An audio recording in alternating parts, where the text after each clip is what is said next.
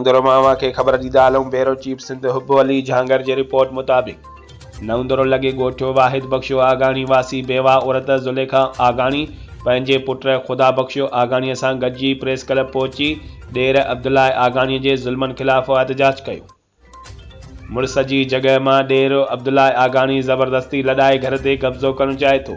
मूंखे नंढड़ो पुटु आहे जंहिं मथां ॾेर हमिलो करे मारण जी कोशिशि कई, पर हू मौजज़ाने तौरु बची वियो, जंहिं करे आउं मुड़िस जो घर छॾे भाइरनि वटि पनाह वरिती आहे।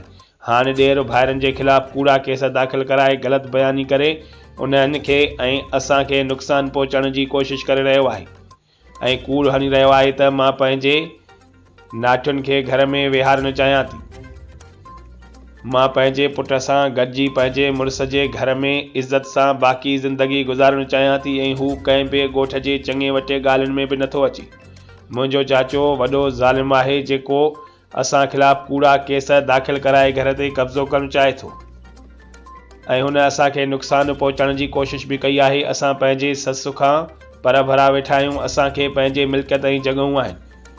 असां छो ससु जी जॻह में वेंदासीं। अब्दुल्ला आगाणी कूड़ो आहे जेको असांजे लाइ बि कूड़ा बयान ॾेई केस दाख़िल कराए आयो आहे।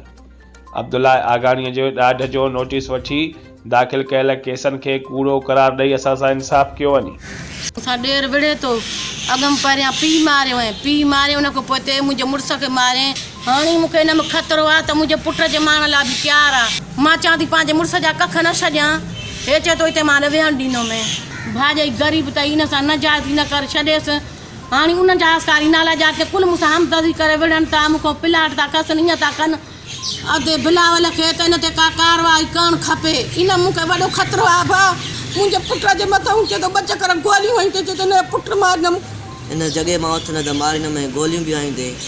हाणे कल्ह बयानु करे वातो जी त हिन मुंहिंजी माउ लाइ चए थो त हिनखे औलाद न आहे। हीअ मुंहिंजी माउ आहे। मां हिन पुटु मूंखे चए थो जॻह मां उथु ॿार ते निकिर।